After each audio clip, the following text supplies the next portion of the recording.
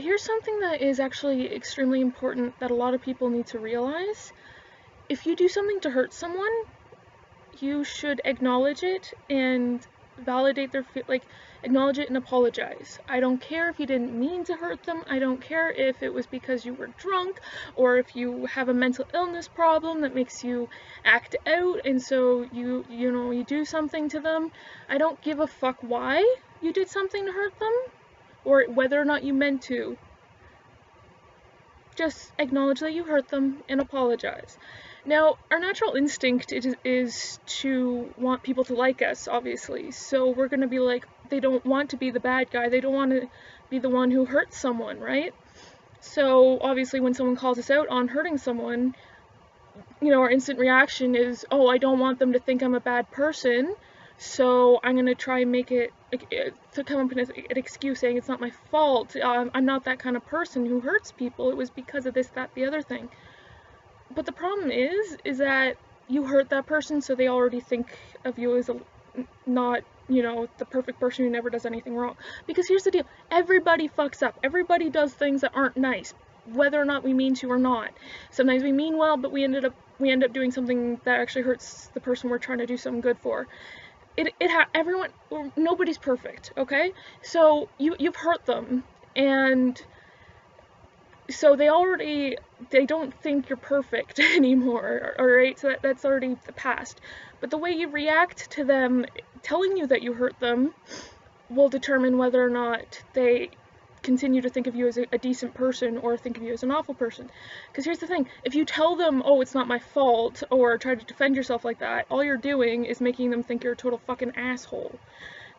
But if you apologize for it and you say, I'm sorry, or even if you tell them the reasons why, but you're like, that's no excuse, I'm sorry, I hurt you.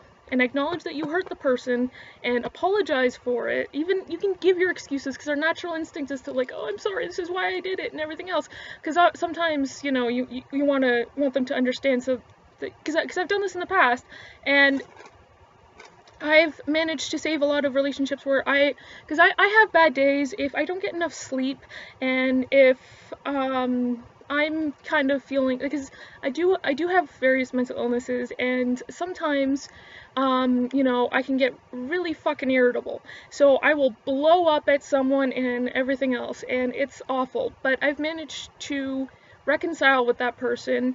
In the past, I would just be like, well, it wasn't my fault, I didn't have enough sleep, or whatever the fuck, and then it never gets reconciled and we never talk again. But same sort of situation, even done things that are like I've blown up at other people worse. But if I say, like, this is why it happened, but even still, I'm sorry, I should have, if I was feeling so, upset or irritable, I should have done something to calm down, or I shouldn't have gone on Facebook I shouldn't have been talking to people. I should have just said, hey, I'm not feeling great, so I'm sorry I fucked up. I'll try and do better in the future. And the thing is that and also another thing, don't say I will do better in the future, say you'll try to do better, because here's the thing, is that and a lot of people think, like, if you hurt someone more than once, or you fuck up more than once, then that person is just awful because they fucked up more than once. But the thing is that it takes a while to get out of bad habits and to learn good habits. So you're not going to get it right away. You have to figure it out over time, and you're going to have lapses because you can't be perfect all the time, because again, nobody's fucking perfect. But if you say you'll try to do better, and if you can even tell them that if I'm starting to get like that again, please remind me, or something like that, because there's nothing wrong with needing other people's help, because no man is an island, or person, or whatever. So you need other people in your life, especially if you have some sort of issue like a psychological illness, mental illness, or a sleep disorder or something else. You need other people to help you out. And a lot of the times when you have a mental illness, you can't always keep track of yourself. It's really hard. And I mean, I'm not the greatest for it. I used to be really good about it, but I'm bad about it now. But journaling is a great tool if you have a mental illness. But I'm so bad about journaling now. I keep on trying, and then I'll do it for 2 days, and then I'll forget. But anyways, and what's really spawned this video, I know I always have to tell you what spawned it, but anyways, is, just so I don't forget the original point that I had to, I'm gonna talk to people. But anyways, is when you have a mental illness, and then you end up having kids or you're in a relationship or something and you end up abusing someone. Now, before I continue, I'm just going to stop right here and say there's a stereotype that all people with mental illness are going to abuse people, and that's not fucking true. That's not even a little bit true. But it does happen. So, I have firsthand experience with that. I grew up with a decent amount of abuse of all kinds. And most of it was due to the untreated mental illness of people in my life. Now, my parents did split when I was really young, but my mom and my dad, because I did still see my dad, obviously. It wasn't like my parents split up and they're like, yep, nope, you never seen your dad again. But anyways, obviously, that's kind of, shut up, Catherine. Anyways, so they both kind of had issues. I did get abuse from both of my parents, and my older brother, and whatever else. So there was issues with the two of them, and I'm not going to go into my mom because I lived with her, so it was a little bit more extensive and complicated. Anyways, when my mom got to be older, she learned that she had BPD, which is borderline personality disorder. It's not like multiple personality disorder. It just means that they feel everything stronger, like their emotions are a little bit more roller coastery, and they don't really have a concrete sense of self, and they are terrified that everyone's going to lose them. So obviously that caused some kind of fear of losing people, kind of had some controlling issues and some other stuff like that. Anyways, but my mom got diagnosed, and got treated. Now, I was already, like, in my late teens, so it was a bit too late. But the thing is, she got diagnosed, she got treated, and now she's doing fantastically because she's got the treatment going. And the thing is that she apologized. She recognized that she hurt me in the past. And that, like, she does occasionally was like, well, I was a young mom, and I was doing all this shit, and blah, blah, blah, but she did, to an extent, acknowledge, and she has said sorry that she couldn't be the mother that I needed.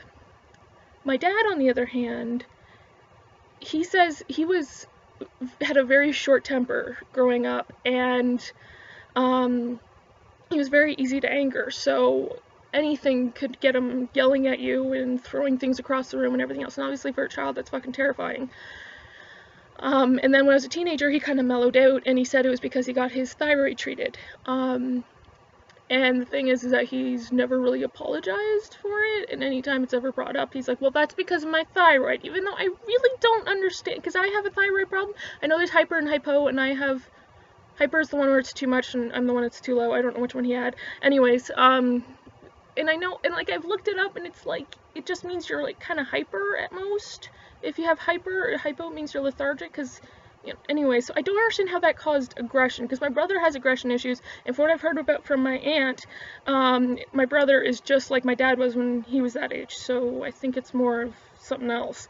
But anyways, so he doesn't acknowledge it, and he's like, why are you guys scared of me? Because I'm terrified to tell him anything or contradict him or do anything, because even though now he would never, he's super mellow, he's more mellow than my mom or my brother or my sister or even me, but it's, and he's like, he expects us to just, you know, warm up to him just like that, even though we spent most of our lives terrified of fucking up, or else he would, like, I remember one time when we were a kid, my mom took us out to see a movie, and he wanted to take us out to see the movie, and when we got home from the weekend with him, he threw his luggage across the room, and he was yelling at my mom, and my brother and I were hiding behind the couch eating the gummy worms he had just bought us. So, like, obviously, and I still have issues nowadays, is that I'm terrified of making someone angry or even just unhappy. So if anyone who's around me, they know I'm a very nervous person, because I'm afraid because I grew up conditioned to be afraid of people blowing up, because I also had issues with my brother would blow up and then he'd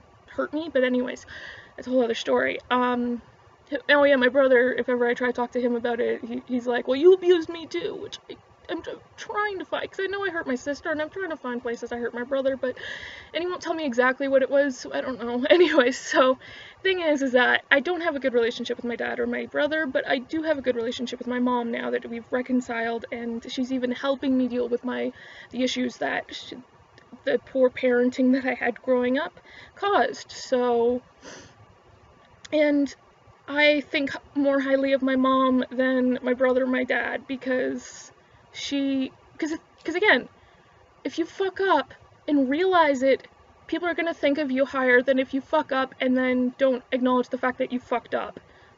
Because everybody fucks up, but if you keep on trying to act perfect, then everyone's just gonna fucking hate you. Sorry, this is way longer, way more personal than I intended, but thanks for watching.